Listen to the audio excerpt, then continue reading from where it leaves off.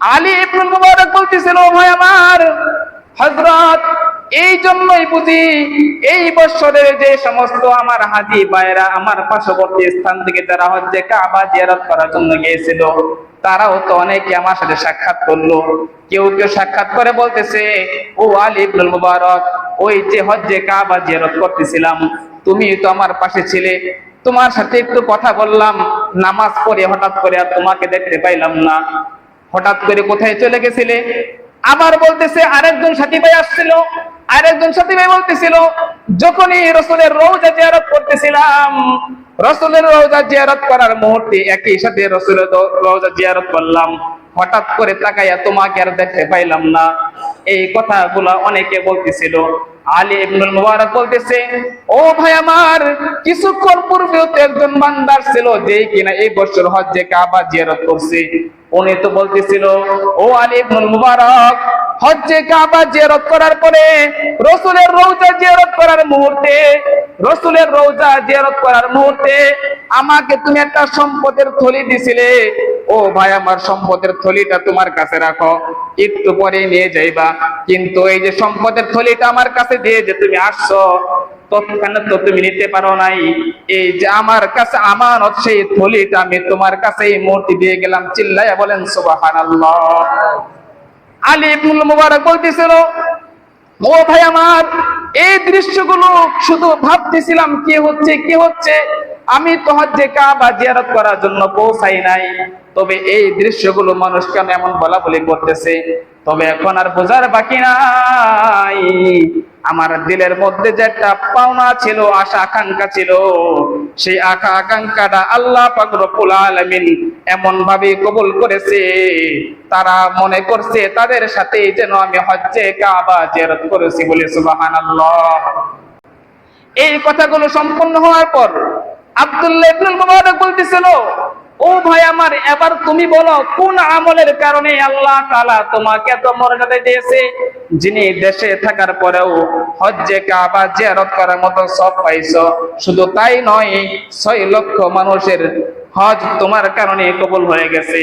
এবার আলী ইবনুল মুবারক বলতেছে, হযরত, আমার দিলের মধ্যে অনেক বেশি আশা ভরসা ছিল আমি হজ্জে কাবা জিয়ারত করব, কিন্তু আমি যে পেশায় যে কাজ করি, আমার পেশা হলো আমি জুতা সেলাই করি, জুতা মুছে দেই, আমার ডাক নাম হলো, আমি এই গ্রামের এই আটির মধ্যে আমার ডাক নাম হলো আমি একজন মুসিন, আমি পরিচিত, কিন্তু আমার দিলের মধ্যে অনেক বড় আশা, আমার দিলের মধ্যে আল্লাহর রাসূলের প্রতি অনেক বড় প্রেম ভালোবাসা, আমি তো আশা করতে পারি কিন্তু কখনো যাওয়ার মতো অর্থ আমার মধ্যে নাই, তবে সারাদিন যে কাজগুলো করি এই কাজের ময়না দিয়ে আমার সংসারটা পরিপূর্ণ চলে যায়, কিন্তু যখন আমি হজ্জে কাবা জিয়ারত করার জন্য আগ্রহ প্রদান করলাম, রাতের বেলাও আমি কাজ ছাড়ি না, রাতের বেলার কাজের কিছু সম্পদ আমি দলা করে রাখতে থাকি, এই সম্পদ দ্বারা আমি একদিন হজ্জে কাবা জিয়ারত করব। এইভাবে যখন 3টা বছর পর্যন্ত সম্পদ দলা করলাম, সম্পদ জমা করলাম, সম্পদ জমা করার পরে যখন আমি এই বছর হজ্জে কাবার জন্য যাব এমন একটা মুহূর্ত চলে আসছে, আমার স্ত্রী প্রেগনেন্ট ছিল, আমার স্ত্রী প্রেগনেন্ট থাকা অবস্থায় হঠাৎ করে বলতেছিল, স্বামী জান আমার এই মুহূর্তে ভালো কিছু খাবার তো খাইতে পারি না, তবে খুব ইচ্ছা হইতেছে স্বামী জান আমার, যদি একটু গোশত খাওয়াইতে পারতেন আমার দিলটা খুবই শান্ত হইতো, ভালো লাগতো। আলী ইবনুল মুবারক বলেন, হুজুর, এই কথা শোনার পরে আমি তো চিন্তা করতেছি এই গভীর রাত্রে এই মুহূর্তে আমি কোথায় গোশত পাবো।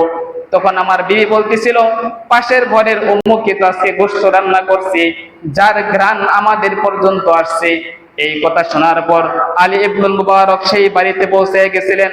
বলতেছেন যে আমি বাড়িতে গিয়ে পৌঁছাইলাম, বাড়িতে যা পৌঁছে বললাম, ও ভাই আমার স্ত্রী প্রেগনেন্ট, আমার স্ত্রী গর্ভবতী একজন মানুষ, তার দিলের মধ্যে একটা আশা জাগ্রত হয়েছে, সে একটু গোশত খাবার খাবে। ও ভাই আমার, তোমরা যদি একটু গোশত দাও তাহলে আমার স্ত্রী মনে তৃপ্তি পাবে।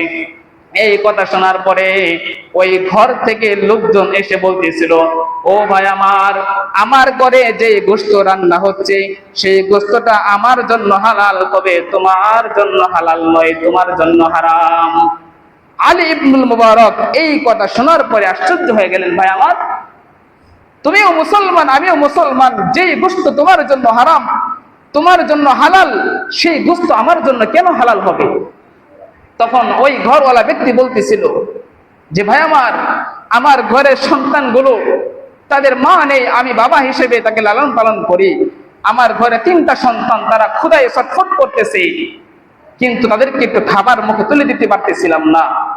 এক পর্যায়ে আমি রাস্তায় যখন বের হওয়ার মুহূর্তে দেখলাম রাস্তার পাশে একটা গরু, মরা একটা গরু পড়ে আছে, বা অন্য কোনো প্রাণী হতে পারে, সেই প্রাণীটা মরা পড়ে আছে।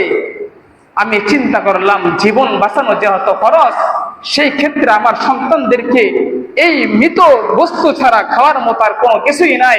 আমি সেই মৃত গরুর একটা টুকরা কেটে এনে আমার সন্তানের জন্য খাবার চড়াইছি। ও ভাই আমার, জীবন বাঁচানোর জন্য, আমার পরিবারের জন্য এটা হালাল, কিন্তু তোমার জন্য তো এটা হারাম হয়ে যাবে। এই কথা শোনার পর আলী ইবনুল মুবারক চোখে পানি চলে আসছে। চোখে পানি নিয়ে বিবির কাছে বলতেছে, ও বিবি সাহেবা, আমরা কত কষ্টে না আছি, অথচ আমাদের প্রতিবেশীরা আরো কত কষ্টে আছে। তারা হালাল খাবারটা পাইতেছে না, এক পর্যন্ত বাধ্য হয়ে হারাম খাবার খাচ্ছে। ও বিবি সাহেবা আমার, ওই যে 3 বছর পর্যন্ত আমি যে সম্পদটা জমা করতেছিলাম হজ্জে কাবা জিয়ারত করার জন্য, আমার তো আর হজ করা ফরজ না, আমার জন্য ফরজ না, আমার জন্য তো নফল ছিল। আমার তো তেমন কোনো সম্পদ নেই যে হজ করতেই হবে, অতএব সেই সম্পদটা আমাকে দাও।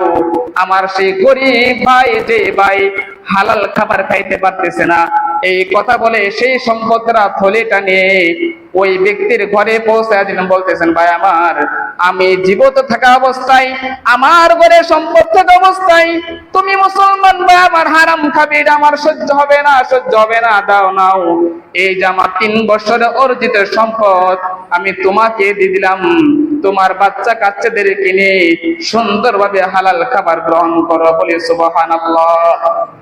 এই কথা শোনার পর আব্দুল্লাহ ইবনুল মুবারক আলী ইবনুল মুবারককে জড়িয়ে ধরলেন, বললেন, ও ভাই আমার, তোমার দিলের মধ্যে যে বড় একটা আশা ভরসা ছিল, এরপর একজন গরিব দুঃখী মানুষের খবর নিয়েছো, তার হালত তুমি বোঝার চেষ্টা করছো। তোমার হজ্জে কাবা আল্লাহ তাআলা কবুল করেছেন, এবং সেই সম্পদরা আল্লাহ তাআলা ভালো একটা মাধ্যমে খরচ করার জন্য তৌফিক দিয়েছেন। এই কথা বলে তাকে জড়িয়ে ধরলেন আর বললেন, আমি আব্দুল্লাহ ইবনুল মুবারক প্রতি বছরই আমি 1000 মানুষদেরকে হজ করাই, অথচ তোমার ভিতরে এত আগ্রহ, আজকে বলে দিলাম, আবার যখন হজ্জে কাবা জিয়ারত করার সময় চলে আসবে, আমার সাথে তুমিও হজ্জে কাবা জিয়ারত করার জন্য চলে যাই। বলি সুবহানাল্লাহ। ও মুসলমান ভাইরা আমার, আব্দুল্লাহ ইবনুল মুবারক এবং আলী ইবনুল মুবারকের এই ছোট্ট ঘটনা শুনে আমাদের যা বুঝে আসে, শুধু সম্পদ থাকলে হজ্জে কাবা জিয়ারত করা তাদের জন্য কর্তব্য নয়, বরং আমাদের যাদের হজ্জে কাবা জিয়ারত করার মতো সামর্থ্য নেই, তবে দিলের মধ্যে পরিপূর্ণ ভালোবাসা যদি হয়ে থাকে, আলী ইবনুল মুবারকের মধ্যেও আল্লাহ তাআলা আমাদেরকে কবুল করে নেবেন। এসো কোরআনের আঙিনা, এসো শান্তির মোহনা, এসো কোরআনের আঙিনা।